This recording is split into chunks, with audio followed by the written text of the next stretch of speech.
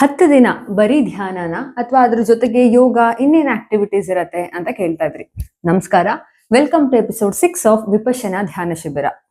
ಈ 10 ದಿನ ಇದಾಗಿರುತ್ತೆ ನಮ್ಮ ಟೈಮ್ ಟೇಬಲ್. ಬೆಳಿಗ್ಗೆ 4 ಗಂಟೆಗೆ ಎದ್ದೇಳಿಸ್ತಾರೆ, 4:15 6:30 ಧ್ಯಾನ, 6:30 8 ಗಂಟೆ ತನಕ ನಮ್ಗೆ ತಿಂಡಿಗೆ ಮತ್ತೆ ನಮ್ದು ಪರ್ಸನಲ್ ಕೆಲಸಗಳೇನಿರುತ್ತೋ ಮಾಡ್ಕೊಳ್ಳೋದಕ್ಕೆ ಬ್ರೇಕ್.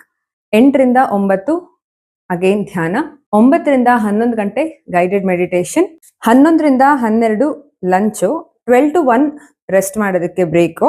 ಅದ್ರ ಮಧ್ಯಾಹ್ನ ಒಂದು 11:45ರಿಂದ 12:30 ತನಕ ಟೀಚರ್ಸ್ ಜೊತೆ ನಮ್ದೇನಾದ್ರೂ ಕ್ವಶನ್ಸ್ ಇದ್ರೆ ಡಿಸ್ಕಸ್ ಮಾಡೋದಕ್ಕೆ ಟೈಮ್ ಇರುತ್ತೆ. ಮಧ್ಯಾಹ್ನ 1 ಗಂಟೆಯಿಂದ 5 ಗಂಟೆ ತನಕ ಮೆಡಿಟೇಷನ್ ಇರುತ್ತೆ, ಬಟ್ ಮಧ್ಯದಲ್ಲಿ 10 ಮಿನಿಟ್ಸ್ ಬ್ರೇಕ್ ಕೊಡ್ತಾರೆ.